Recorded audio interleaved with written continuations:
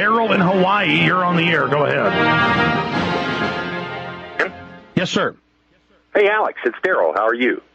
Oh, good. Daryl Rundas. Oh, how you doing, man? Man, if I was any better, I'd be in Hawaii. Hey, wait a minute. I am in Hawaii. I need to have you on as a guest sometime. Hey, man, I just wanted to call in. I thank God for you. I want to start by edifying you and what you do. I know there's a lot of people out there who are afraid to take that step, Alex. They've woken up. They realize what's going on, but they're afraid to get up and get out and do anything about it for fear of the repercussions. And I know it's God orders my steps, so it's no coincidence I should get on the show today with the Colonel, because, Colonel, you're absolutely right. We got to make war with what we have, and that's why it's so important that people prepare. They get their guns, they get their gold, they get their power, energy, backup energy, and everything they're going to need when they take this thing down. Well, that's absolutely correct, and we can't fight the war until we understand there's two fronts to fight. That's the physical front and spiritual front. All the demons of hell are out there fighting right now against the angels, and we don't see it, but we know it's happening all around us. And we have to understand what side we're going to be on, and we have to also understand we win in the end, but we need all the help we can get in between. There's those that are going to, go out and be on the battlefield. There's those that are going to stay at home, and there's those that are going to sit on the fence. And God hates those that sit on the fence or stay at home. They're going to have to answer for that later on. Well, absolutely. In fact, Jesus says in Matthew 24 and 25 that the time will come when he returns, and there'll be many people that believed in him and believed that he'd return someday, but they would say to themselves, oh, it's been a long time, things continue on as they have always continued, and they start to drink and get drunk, and they make fun of their fellow servants. But Jesus says when he comes back, he's going to turn to those people and cut them into pieces and sign them to a place with the unbelievers. So I'm speaking to all those Christians out there who say you believe in the Bible, yet the times are, the signs of the times are all around us, but you won't get up, you won't get out, and you won't get busy doing, first and foremost, the most important thing, and that is sharing the gospel with people that souls may be saved, but also using this information that Alex and, Lindsey Williams and you and many others have brought to the forefront of the American people's minds. Well, Daryl, we've been playing phone tag, but I want to get you on as a guest sometime. Daryl's been very supportive of InfoWars, and I've been playing phone tag with him. I apologize for not getting back with you the last few weeks, Daryl, but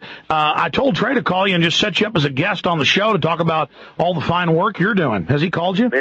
No, but we'll definitely have to do that. But I tell you the truth, Alex, I'm going to put you on the spot here. One thing, everybody listening that has woken up and that has realized what's going on, including the Colonel, the next thing that happens when we wake up is, well, what do we do about it? What if we want to get involved? How do we get involved? How do we attack these people? And, man, you and I talked about putting on a boot camp, and we really need to do that. I'll pay for it. I'll underwrite it. I'll host it. I did the same thing with Ray Comfort and Kirk Cameron, very successfully trained up thousands of people to go share their faith. And I know if we can do that, and you and I and whoever. Yeah, we could do it to expose the New World Order. No, I need to get on that. I'm trying to finish that studio and everything else, Daryl. That's why I've been.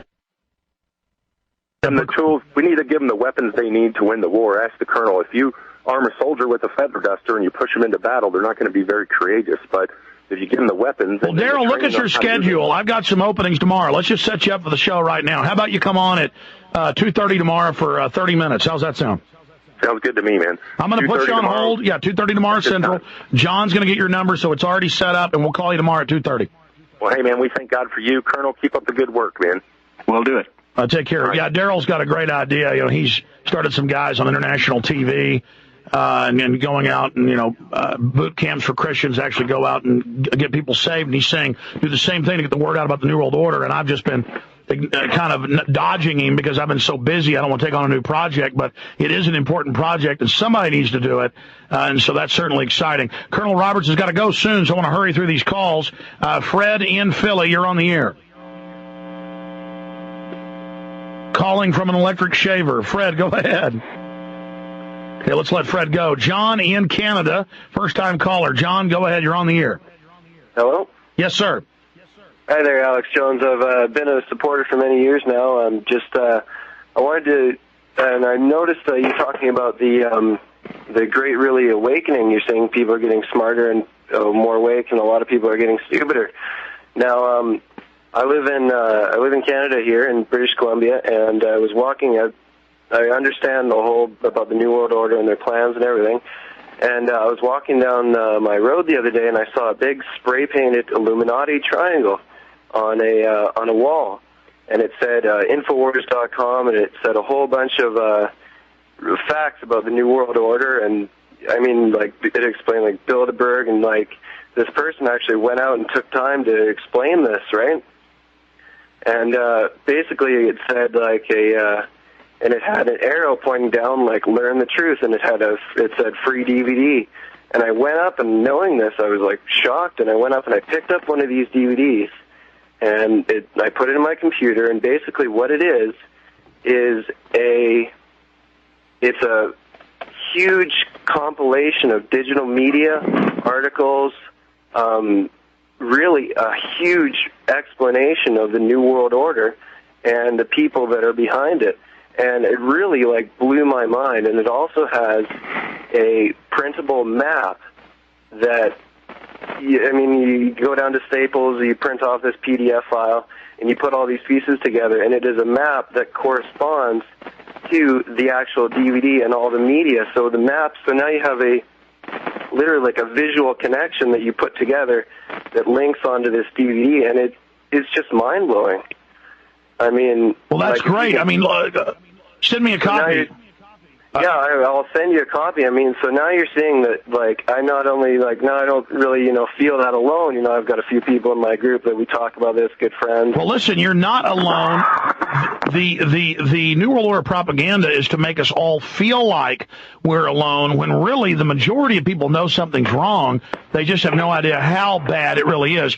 And in closing, Colonel Roberts, you want to comment on the power of individuals taking action to wake up others? Well, that's the only way you can do it. You have to start at the very bottom. You don't know as an individual who you're going to talk to that's going to end up being somebody very important later on that takes that information and uses it. I talk to crowds. You talk to crowds. We've done it together, and but we're preaching to the choir when people come to see us like that, because they know who we are and they've already done some of their homework. But when we go out and we meet strangers, that's the time that we need to engage them in a little bit of conversation and then spoon feed them. You can't dump all this on them at once, or they'll think you're in that case and they'll turn the other way. You have to spoon feed them because they're babies. They don't get it yet, and that's where it all starts.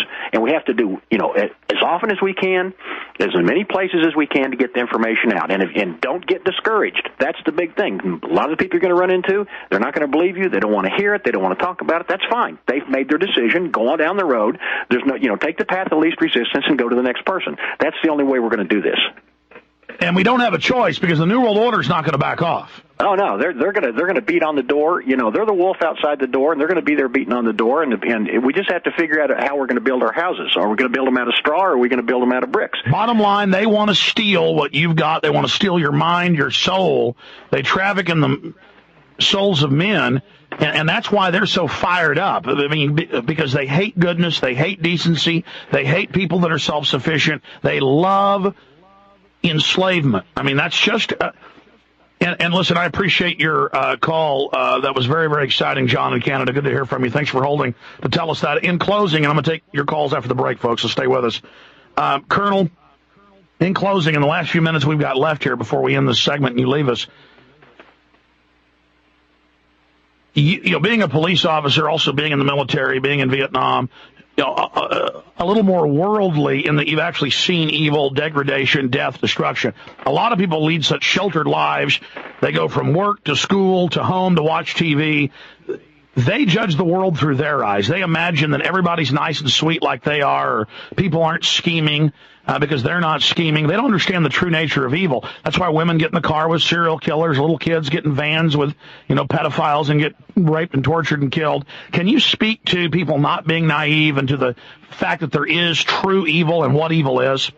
Well, from the very beginning of time, evil has been half of everything that's out there. It's equally balanced. You've got hot and cold, male and female, night and day, hard and soft, fire and water. All this stuff is equally balanced. If you have to understand that you cannot have good, and that's the only thing that's around in this plane, on this planet. It's a physical planet, and therefore you have evil, you have bad. bad things, or we wouldn't have those languages, those words in our language. You've got the Bible that talks about it over and over again. It talks about unrighteous men. It talks about Satan. It talks about evil. It talks about, death and destruction that come from bad people. That's been here from the beginning. It's going to be here till the end, and we have to figure out where we're going to sit in there, but we also have to know that we don't fear it. We do not fear it. We're braver, we're tougher, and we're smarter than it is, and you have to face Satan by saying, "Get thee behind me," just like Jesus did. You have to deny him any power. I call him Old Hoover because it's like a vacuum cleaner. He'll suck up any soul he can, but if you unplug him, he don't suck very well, So you got to unplug the devil, and you got to stand firm in your convictions, and that's basically what you've got to do. Well, I think that's the key, and don't let the devil get you down if you're still worldly or still do bad things. The point is you're trying to be good, you're trying to live a good life, you're trying to help others, and by committing yourself, I mean, that's what I'm getting from what you're saying, Colonel. It's the commitment that you're going to stand for righteousness and good, you're going to fight evil, and you're not afraid anymore. You're committed, you pass the point of no return. That is the empowering point. God bless you, my friend, and let me set you up in the next few weeks to come back on with us. We'll do it. All right, God bless you. There goes Colonel Craig Roberts.